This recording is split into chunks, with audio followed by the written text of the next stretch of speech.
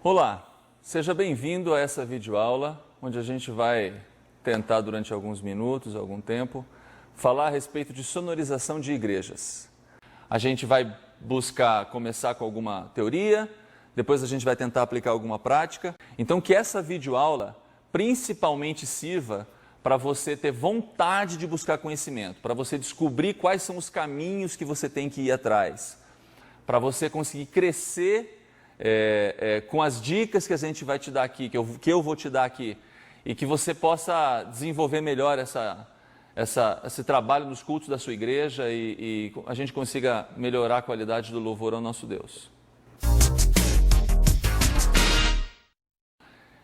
O som, ele se transmite, ele é transmitido, na verdade, né, o som, ele é transmitido por vibração de matéria. O que seria isso? Eu estou falando aqui, as moléculas de ar na minha frente se movem de acordo com o que eu falo, lá na outra ponta, as moléculas vêm vibrando, o meu ouvido ele tem uma membrana chamada de tímpano, essa membrana vai vibrar de acordo com a vibração do ar que está chegando no ouvido. Depois do tímpano, o meu ouvido tem alguns mecanismos que transformam essa vibração em impulso elétrico, e esse impulso elétrico é que chega até o nosso cérebro para poder decodificar e eu entender aquilo que está sendo falado ou aquilo que está sendo tocado. Mas de uma forma resumida, é isso. Eu falo, o ar vibra, ou eu toco um instrumento, o ar vibra, o meu tímpano detecta essa vibração, os mecanismos transformam essa vibração num impulso elétrico, e esse impulso elétrico ele é decodificado pelo cérebro e eu consigo entender aquilo que está sendo falado e o ciclo se fecha. O ouvido humano, ele tem a capacidade de detectar essas vibrações de 20 Hz até 20 mil Hz. O que é esse Hertz? Esse Hertz é a unidade de medida que vai dizer quão rápido está sendo essa vibração de moléculas. Quanto mais rápida for essa vibração, mais alto é o valor em Hertz. Então eu disse, o ouvido humano de 20 Hz a 20 mil Hz. Quanto mais rápido as moléculas vibrarem, mais alto é o valor da frequência e mais agudo é o som. É fundamental você entender isso. 20 Hz, vibração lenta de ar, sons graves. 20 mil Hz, vibração bem rápida das moléculas de ar, sons bem agudos. É claro que esse negócio dos 20 aos 20 mil acaba sendo um pouco teórico. A gente, nem todo mundo, né, não é 100% dos seres humanos que vão ter essa capacidade de ouvir de 20 a 20 mil. Às vezes a gente acaba ouvindo de 40, de 35 até 15 mil, 16 mil. Isso varia muito de pessoa para pessoa, varia muito do cuidado que a pessoa teve com a audição, varia muito com a idade da pessoa, porque à medida que o tempo vai passando, a nossa audição acaba diminuindo em qualidade. Mas, teoricamente, 20 a 20 mil. Também é importante eu saber disso, porque os equipamentos de áudio, todos eles são prescritos para trabalhar nesse grupo de frequências, de 20 a 20 mil Hz. Então lembre, 20 Hz, vibração bem lenta do ar, sons graves. 1000 Hz, eu estou ali no meio do caminho, a vibração já é bem um pouquinho mais rápida, o som é mais no médio. E 20 mil Hz, 15 mil Hz, 10 mil Hz, vibração bem rápida, som agudo. Só para você ter um pouquinho de noção, eu vou tocar agora algumas poucas frequências para você poder ter uma ideia do que significa esse valor de frequência e o som que isso proporciona. Isso que você vai ouvir agora é 150 Hz. Veja que é um som grave, com clareza, mas é essa altura aí mais ou menos que você está ouvindo. Isso é 150 Hz. Agora você vai ouvir 500 Hz. Veja que o 500 Hz já é mais agudo do que os 150 Hz. Então eu estou subindo na minha escala. 1000 Hz. Veja que o 1000 Hz já é mais alto do que era o 500. e mais alto ainda do que era o 150. Quando eu digo alto, não é em volume. É que quando a gente vai do grave para o agudo, a gente sempre diz que a gente está levantando, a gente está subindo em termos de frequência. Então, por isso que ele é mais alto. Se você tivesse uma escala que é 20 mil, eu estaria subindo. Por isso que eu usei essa palavra alto. 5.000 Hz. Veja que já começa a ficar até um pouco estridente. Esse é o som de 5.000 Hz.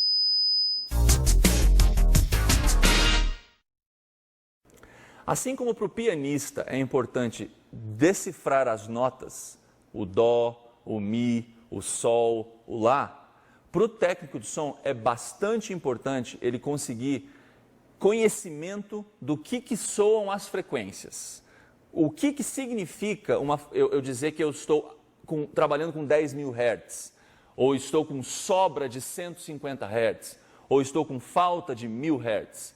É importante a gente ter mais ou menos isso claro na cabeça para eu poder saber o que eu preciso fazer na mesa de som quando eu estou atrás dela. Então eu ouço determinado som, determinada voz, e eu consigo detectar que naquela voz está faltando médio. O médio, como eu citei rapidinho aqui, é ali a região dos 500, dos 1.000 Hz. Então eu preciso começar a me familiarizar com essas frequências para eu poder saber aquilo que eu preciso acrescentar ou tirar na hora que eu estiver equalizando determinado instrumento. Essas frequências todas que eu mostrei são algumas. Na internet não é difícil você encontrar exemplos, amostras de muito mais frequências, de 200 Hz, de 250 Hz, de 3.000 Hz. E aí é importante você gastar um tempinho ouvindo essas frequências. É um pouco chato, é um pouco mal, às vezes até dá uma doidinha no ouvido, mas de vez em quando vai lá para você poder criar essa referência na sua cabeça do que é que você vai trabalhar.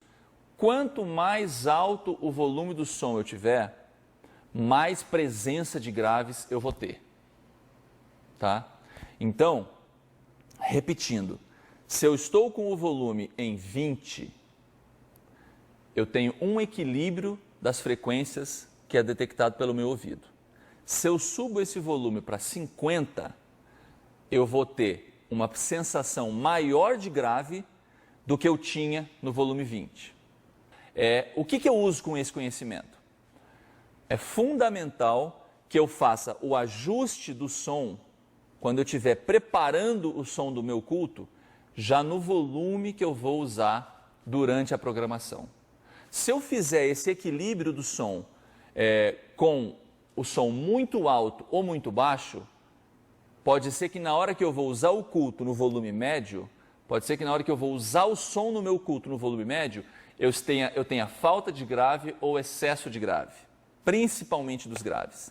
Então a dica fica, resumidamente, a dica é a seguinte: faça o ajuste do som do seu grupo, do seu quarteto ou da programação da sua igreja, já no volume aproximado daquilo que você vai usar durante a programação. É muito comum, eu já tive essa fase na minha vida, que o grupo vai cantar no domingo à noite. Aí de tarde a gente vai para a igreja um pouco mais cedo para fazer a famosa passagem de som, que é o ajuste das coisas. A gente está sozinho na igreja, não tem público, a gente acaba querendo ouvir mais o som, então a gente levanta o som, faz a passagem de som num volume muito alto. É legal, na hora todo mundo gosta, porque o som impressiona e tal. Só que chega na hora do culto, eu preciso voltar para um volume ideal, e aí o meu som fica sem peso, fica meio xoxo, sem graça, fica fraquinho. Então esse é o cuidado que você tem que ter. Faça a passagem de som no volume que você vai usar durante a programação. Agora, isso me traz uma outra pergunta. Qual é o volume que eu tenho que usar? É claro que não existe uma regra, não existe uma coisa que eu falo assim, esse é o volume ideal e você só deve usar esse. O que acontece com o nosso ouvido quando ele está exposto ao som? O ouvido é um músculo, assim como o meu bíceps é um músculo, assim como minha perna tem o quadríceps, que é um outro músculo. Todo músculo se cansa. Então, dentro do meu ouvido, ele não é o ouvido em si que é o músculo, mas existem músculos envolvidos.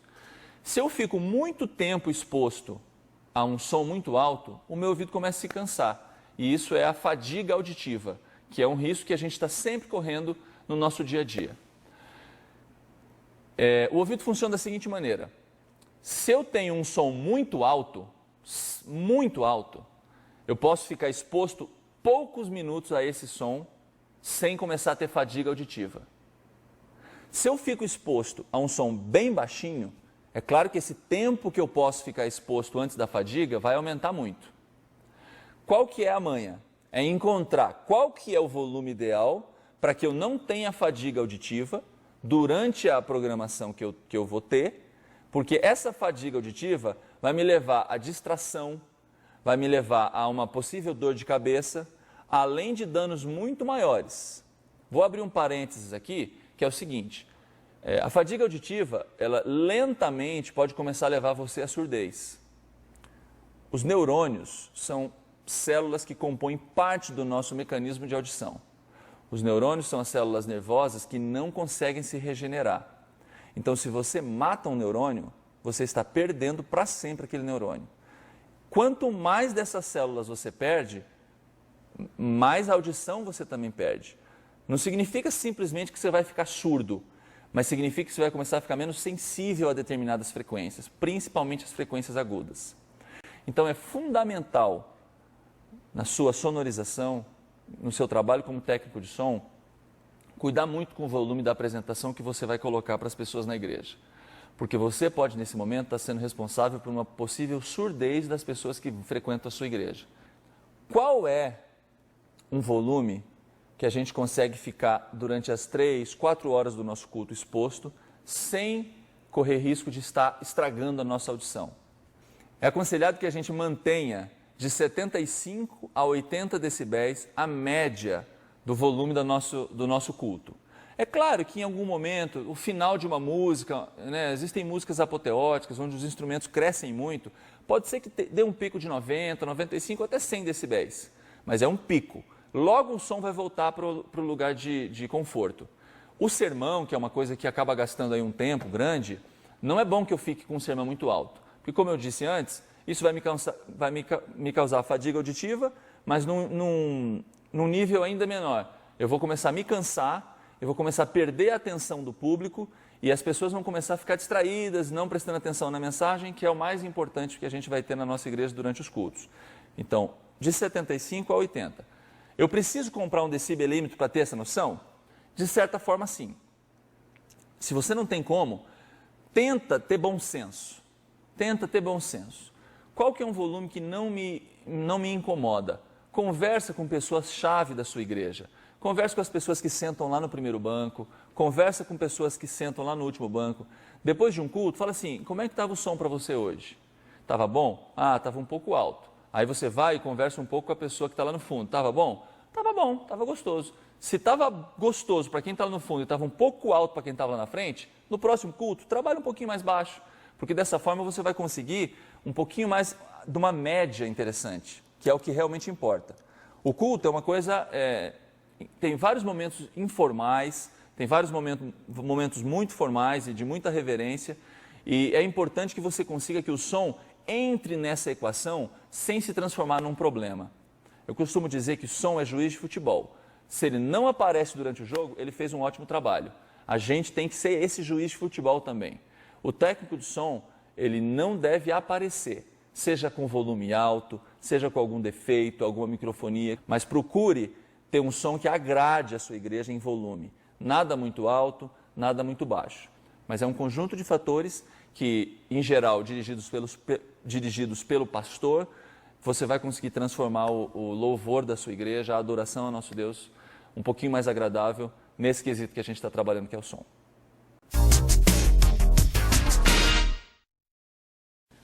A gente está conversando a respeito de som, a gente ainda não entrou muito no técnico, mas só relembrando, criar referências, afinar o ouvido através das referências, né?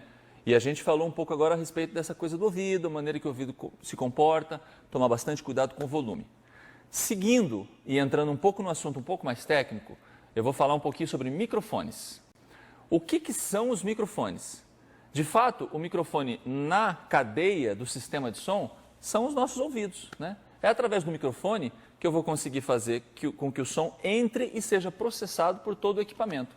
Assim como através do ouvido o som é processado pelo meu cérebro e eu entendo as coisas, é pelo microfone que o sistema de som vai conseguir trabalhar. Ele vai captar os sons, vai manipular os sons e vai devolver através das caixas de som, que é uma outra parte do nosso assunto.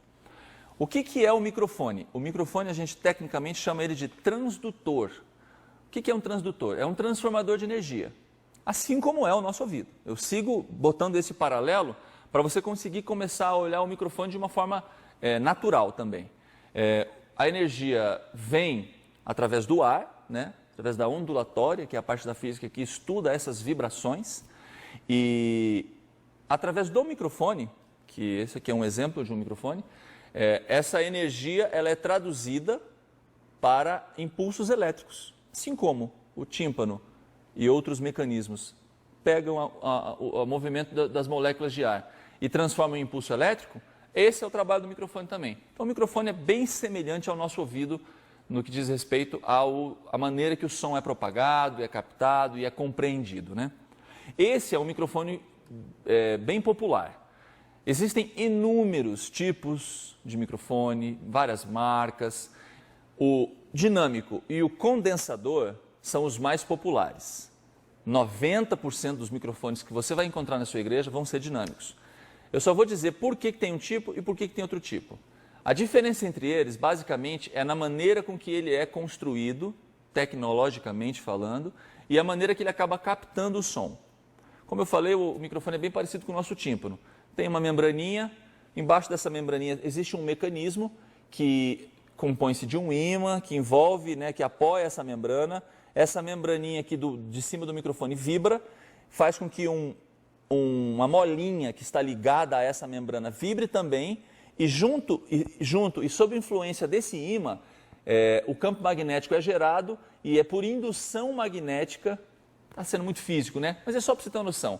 Por indução magnética, essa vibração se transforma em energia elétrica, em impulso elétrico. O microfone dinâmico, ele é um microfone que não precisa de nada mais para funcionar. O microfone com o cabo ligado à mesa de som já vai funcionar. O microfone condensador, já pela maneira que ele é construído, ele vai precisar de uma energia elétrica. Existem alguns capacitores, como parte da montagem, da tecnologia que constrói o microfone condensador, que precisa de 48 volts para funcionar. Então, para isso, é que vocês já devem ter visto nas mesas de som de vocês, que tem o tal do Phantom Power. O Phantom Power, que é um botãozinho que geralmente você liga na mesa de som, ele serve justamente para alimentar esses 48 volts que o microfone condensador precisa para funcionar.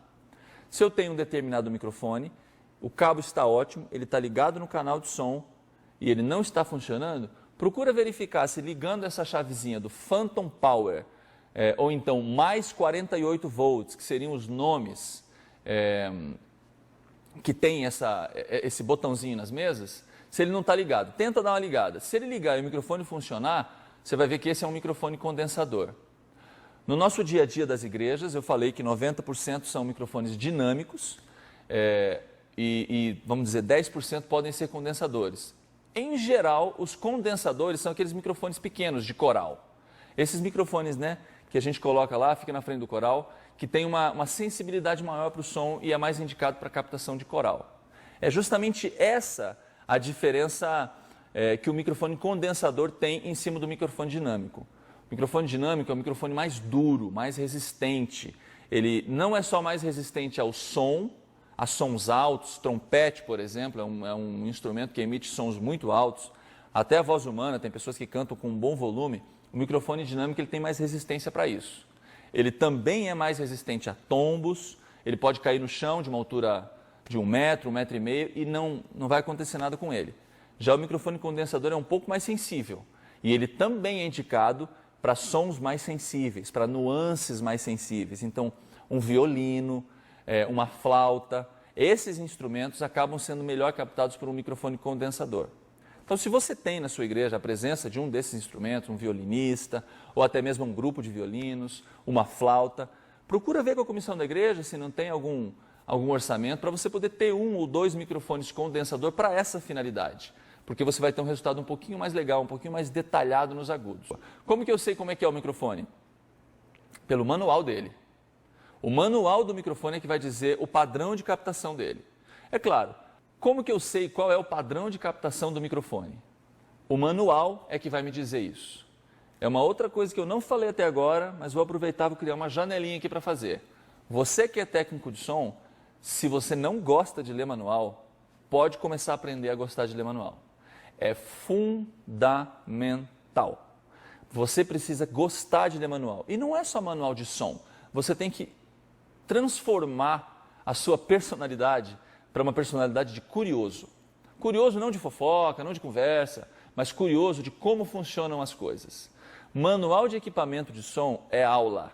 Você lê um manual de uma mesa de som quando é comprada, você vai aprender não só as funções dessa mesa, mas você vai aprender muita coisa a respeito de som de maneira geral. Então, crie hábito de ler manuais. Comprou uma televisão nova para sua casa? Lê o manual, procura ver tudo que o manual traz. Comprou uma mesa de som nova para a igreja? Aprenda aquele manual do começo ao fim. Microfone, mesma coisa. No manual do microfone vai ter o padrão de captação, se ele é multidirecional ou se ele é unidirecional, e vai ter muitas outras informações a respeito do microfone. A aplicação do microfone, a maneira de você guardá-lo, é fundamental guardar muito bem os equipamentos. O microfone foi usado durante o culto, terminou o culto, despluga, você pode até deixar o cabo ali naquele lugar, mas guarda o microfone na caixinha dele, na embalagem dele, porque umidade, ficar caindo toda hora. Eu falei que o microfone é um microfone resistente, que ele pode até cair um tombo e não vai quebrar, mas é fundamental que você guarde para que a vida dele possa ser boa e não só longa, ser boa, porque ele vai sempre estar funcionando bem. Você não vai ter problema, você vai economizar o dinheiro da sua igreja, porque se o microfone fica ali jogado em cima da mesa, alguém vai, tropeça no cabo, o microfone vai de cara no chão.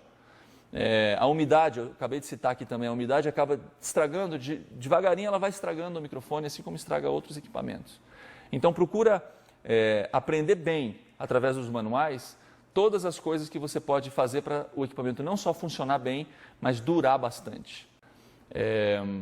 Eu vou falar um pouquinho agora a respeito da posição ideal, ou pelo menos perto do ideal, de eu usar os microfones. O mais popular, nas nossas igrejas é usar o microfone para falar, para cantar. Qual que é a melhor posição do microfone? O microfone ele é unidirecional. A fonte do som tem que ser direta para o microfone. Então, se eu estou falando aqui, vocês concordam comigo, e é bem fácil deduzir, que o ideal é eu segurar o microfone nessa posição. Eu vou olhar para cá para você ver, ó, e de lado. Minha boca fala e vai direto para o eixo do microfone. Eu não tenho problema do som estar indo na direção errada. O que seria um problema do som estar indo na direção errada? As pessoas que têm o hábito de segurar o microfone assim, ó. É claro que se eu tenho um microfone unidirecional e eu estou falando para lá e eu estou segurando o microfone aqui, o som captado por esse microfone vai ser de muito menos qualidade, vai ser muito menos volume, pode ser que eu precise ficar levantando demais o microfone e esse levantar demais pode vir a causar uma microfonia, que é uma coisa que vocês fiquem tranquilos, eu vou falar um pouco mais na frente. Então, a posição boa é eu falar mais ou menos aqui, 4, 5 dedos. Não é bom eu falar muito de perto, porque a gente acaba tendo um problema de puff, né? Que é aquele p, p, p. Algumas pessoas, quando falam, têm esse problema de emitir sons muito fortes quando vai falar P, B, algumas consoantes. Então, isso, se eu estou com o microfone perto demais, eu aumento essa quantidade de puffs. Então, a distância ideal, mais ou menos aqui, um palmo. Aqui eu vou ter o som equilibrado, o som da voz bem presente, não vou precisar levantar muito o canal do microfone para que eu possa ter um bom resultado. O que é importante só desse assunto da distância do microfone? Eu citei que muitas pessoas falam com o microfone aqui, ou falam com o microfone assim, ao invés de estar com ele direcionado. A responsabilidade disso é nossa, nós técnicos de som.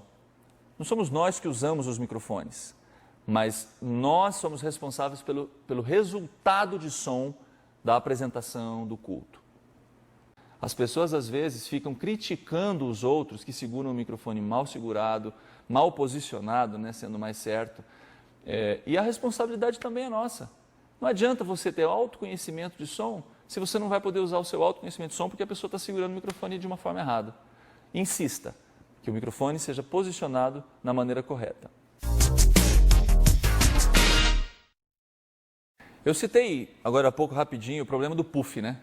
Só para não ficar isso no ar, o puff é uma emissão muito forte que a pessoa, ao falar o P, o B ou alguma outra consoante, ele dá um jato de ar assim na membrana do microfone, né? Aquilo que eu falei que é parecido com o tímpano, e aí o microfone dá uma colada, e aí faz aquele...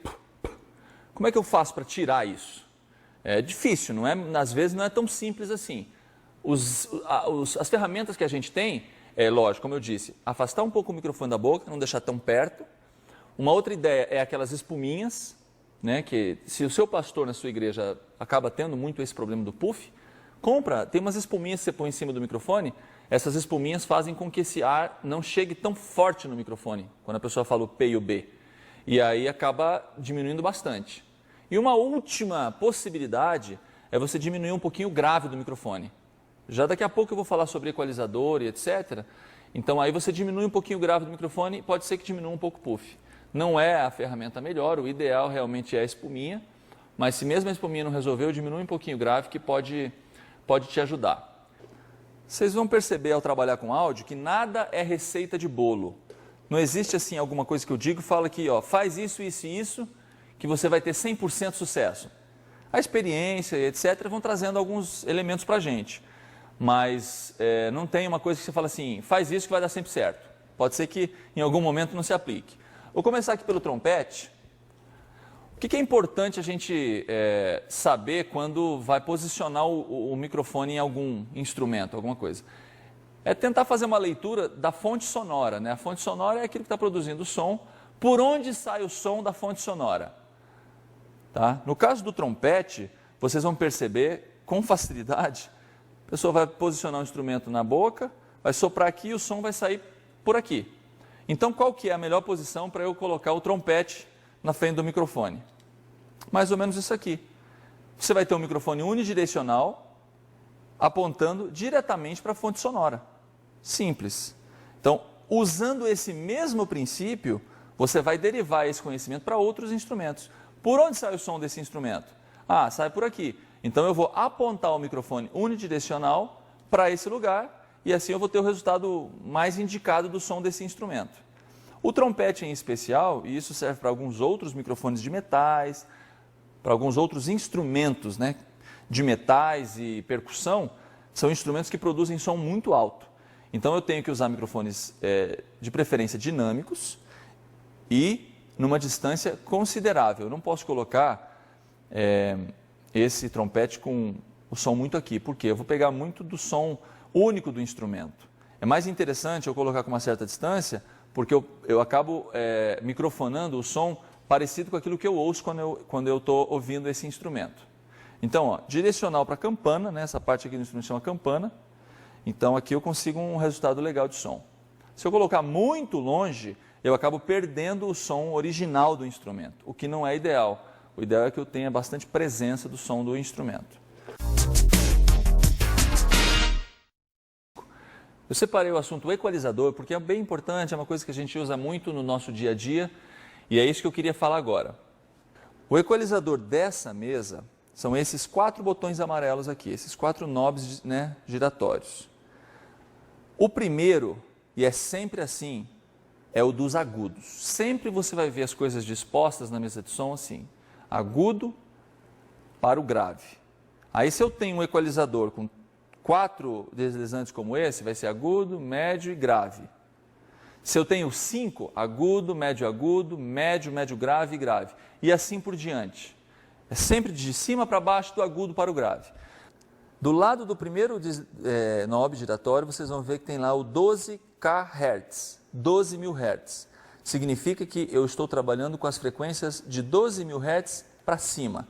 Ouçam o resultado quando eu aumento. Está vendo como minha voz está ficando bem mais estridente, bem mais ardida? E olha quando eu tiro, eu estou tirando o agudo. Aí vai ficando velado, um som bem escuro. Então é assim que eu vou equalizar. Se eu estou ouvindo determinado som e eu percebo que ele está escuro, está um pouquinho pálido, um pouquinho fechado, eu vou lá e acrescento um pouquinho de agudo. Sempre muito cuidadoso, sempre com muita cautela, para eu não exagerar. Então aí eu cheguei numa quantidade gostosa, está agradável, não está muito agudo, porque Eu não posso exagerar, nunca, nem para mais nem para menos, porque você vê, se eu exagero o agudo, olha só como fica muito S, fica ruim o som, fica ardido.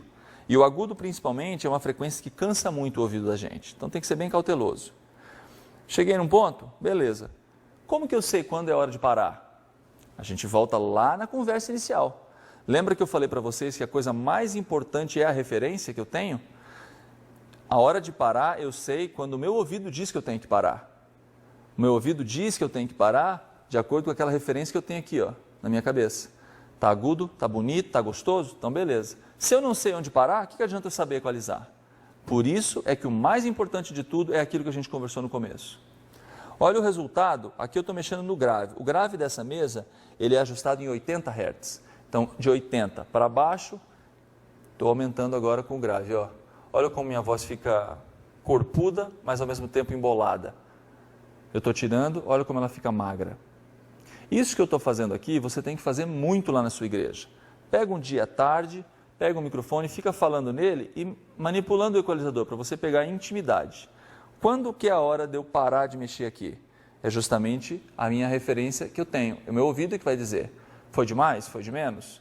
Quando que eu sei quando está bom? Não tem um medidor. O meu medidor está aqui, ó. Então eu, ouvindo, vou dizer, agora ficou um bom peso, um bom corpo, não tem muito, nem tem menos.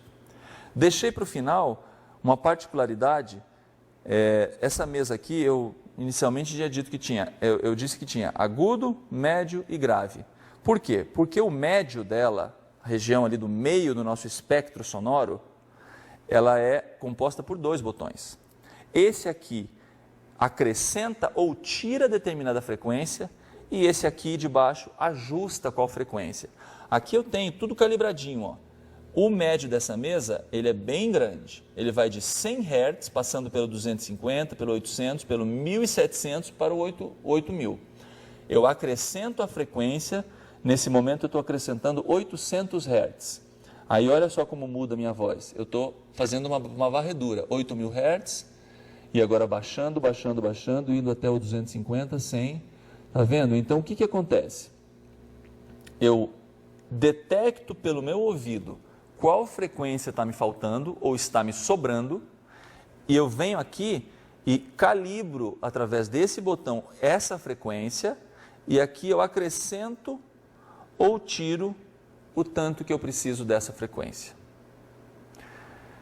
Tudo com relação à equalização vai depender do seu treinamento. É muito difícil a gente conseguir fazer a coisa ficar simples se você não tem o seu treinamento. O treinamento consiste em criar referência para você saber quando começar e quando parar. O treinamento consiste em você pegar um microfone e ir lá num salão da sua igreja, num determinado dia onde não está tendo culto, e ficar manipulando o equalizador, tanto com a própria voz quanto com algum CD. Você põe um CD para tocar e fica mexendo lá, para você ver justamente aquilo que você precisa fazer quando a situação real acontecer.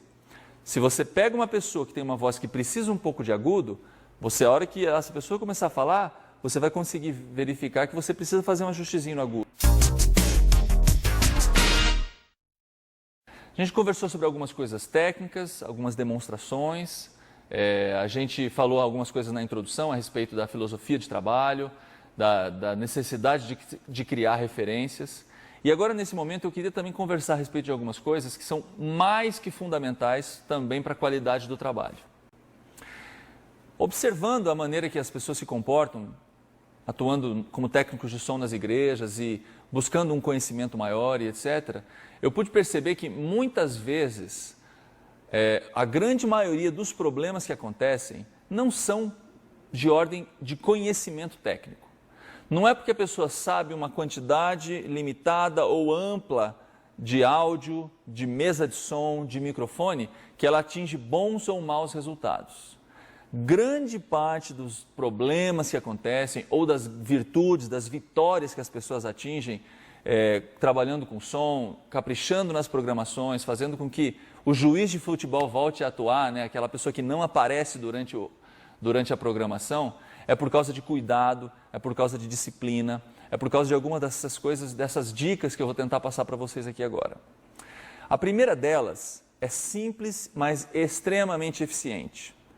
Identifique os microfones que você usa na sua igreja. Use cores. Esse microfone é o vermelho, esse microfone é o azul, esse microfone é o verde. Faça de forma que lá de trás da cabine de som você tenha condição de identificar qual microfone está sendo usado lá na frente. Se você fizer isso, à medida que a pessoa pegou o microfone na frente para falar, você já olha na sua mesa e sabe qual é o microfone vermelho. Aí você vai e levanta somente o microfone vermelho, ou liga somente o microfone vermelho. Muitas vezes, o que mais acontece é que a pessoa pega o microfone lá na frente e o técnico não sabe qual microfone está sendo usado. Aí ele começa a levantar não só aquele, como outros. Aí você abre a possibilidade do risco da microfonia, você pode pagar o mico do pastor começar a falar e você não ter som ainda nele. Então você tem que tomar muito cuidado com esse tipo de coisa. E é uma coisa tão simples de se arrumar. Identifique com cores. Os instrumentos, identifica na mesa. Canal 20 é violão, canal 21 é teclado, canal 22 é guitarra e assim por diante. Não deixe que isso fique no esquecimento. Não confie tanto assim na sua memória. Porque pode ser que você fale assim, não, eu vou lembrar. Só que lá no meio você acaba não lembrando. Um outro problema é que às vezes você tem os microfones organizados lá na frente. Você fala assim, não, eu sei que o da esquerda é o 1, o do meio é o 2 e o da direita é o 3. Mas só que a pessoa que pegou para falar acabou invertendo os microfones. E aí você já não sabe mais quem é quem na mesa de som e nos microfones. Então, identifique os microfones. Uma outra coisa legal. O que eu devo fazer quando eu estou na mesa de som trabalhando? Eu devo ficar conversando com o meu companheiro? Eu devo ficar no computador? Geralmente essas cabines de som hoje, né, o espaço do som, não é mais só do som, é da multimídia. Hoje é muito popular o projetor, né, a gente projetar letra de hinos para cantar na igreja. Então sempre tem um computadorzinho ali do lado. E é comum também a gente ver o técnico de som, que deveria estar prestando atenção na programação, está ali no computador fazendo algum apontamento ou alguma coisa. Às vezes é até alguma coisa útil. Eu não estou dizendo que é sempre atividade inútil. Às vezes é útil, mas só que não é o momento adequado. Então é fundamental que você, técnico de som, preste atenção durante a programação. Você não está assistindo, você está participando da programação. A responsabilidade da programação também está em cima de você. Não fique desatento, não fique fazendo outras coisas, não fique conversando. Se você estiver com a cabeça na programação, com o olho no que está acontecendo, a possibilidade de você cometer um erro e estragar, entre aspas, de certa forma a programação é muito menor. Então preste atenção. Você vai ficar atento às cores dos microfones, vai ficar atento ao playback que tem que ser usado naquela hora, atento a qual música que deve ser tocado de determinado CD. Isso me puxa para uma outra preocupação que você, técnico de som, tem que ter, é sua responsabilidade. A culpa é de quem quando você solta a música errada no CD? É sua ou é da pessoa que te falou que o número era errado? A responsabilidade é sua.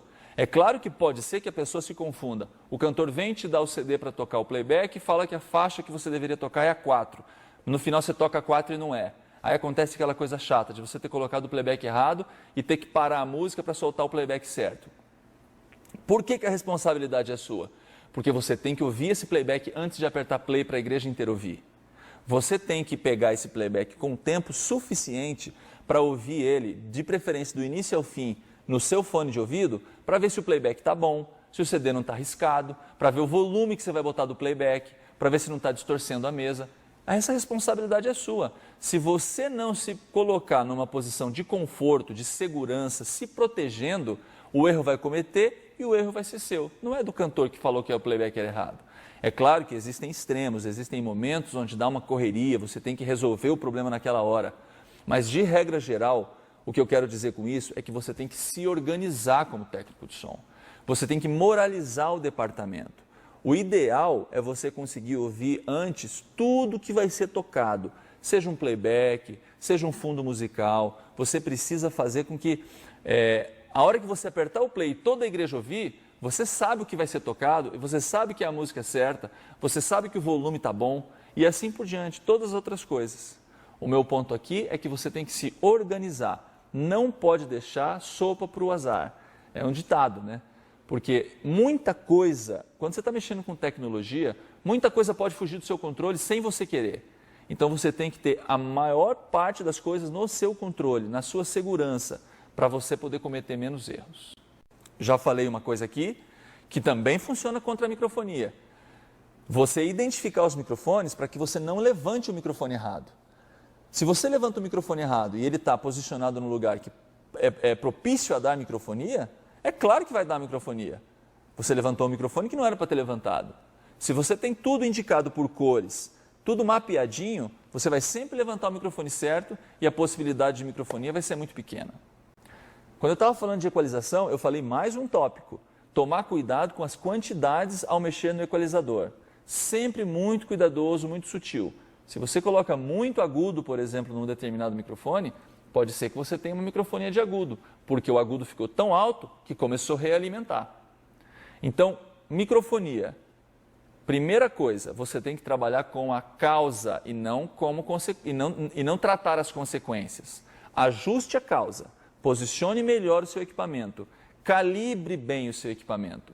Gasta um tempo no domingo lá, ajustando o perfeito volume do microfone, até onde eu consigo ir aqui com esse canal antes de ter algum problema. Procure ajustar todas essas coisas que a microfonia provavelmente vai parar de perseguir a sua vida.